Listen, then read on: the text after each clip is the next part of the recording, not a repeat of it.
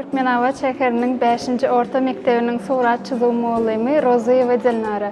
Ine şu gün şatlykly günleriň biri ýurdum vilayatymyzyň ülkeni tarihi ve ülkeni öwreniş muzeýinde uly bir seriýa guradyk.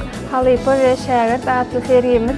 Halypam Murat muallim özüniň şägirdlerini bir agzybirlige jemläp şuňa uly seriýany gurady. Halypamyza uly taňry ýalkasyny aýtýar. Hem peýgamber ýaşynyň dolmagyna gabat geldi bu sergi.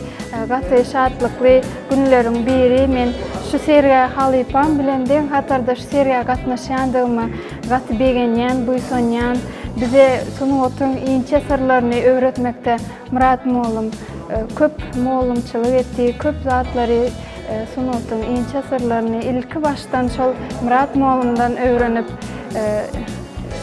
men şu surat uğruna kiçilikten höwesim bolup ilki Çağala Çeperçilik mektebini, sonra Lewap vilayat ýörite sunat mektebine okuwa girdim. Murat muallimiň elinde okudum.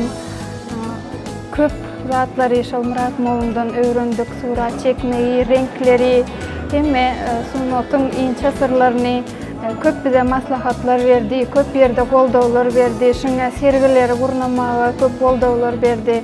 Ondan soň ýörite sunat mektebini tamamlanymdan soň Türkmenistanyň Döwlet Çeperçilik Akademiýasyna girmek maňa nesip etdi. Ol ýerde de Halypa muallimler bilen okuduk, öwretdiler.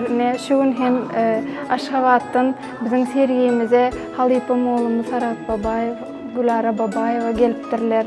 Men olary görgem gaty begendim. Sebebi akademiýada da bize halypaçylyk eden muallimlaryň biri. Şuňa seriýemize gatnaşanyna gaty begendim. Ine akademiýany göteribim, ýene gelip öz şäherimde işe dowam etdim. Hemde şu Murat muallimiň bir öz şägirdlerini toplap, şuňa agzybirlikde sergisine gatnaşmak maňa da nesip etdi. Men muallimimize jan saglyk, işinde üstünlük maşgalasynda agzybirlik arzu etýän galy berse-de şu sergiä gatnaşýan beýlek muallimlerimiz Murat muallimiň beýlek şägirdlerine de uly üstünlükler arzu etýän maşgalasynda agzybirlik hemişe şuňa gowy günlerde görüşmekde kemende nesip etsin.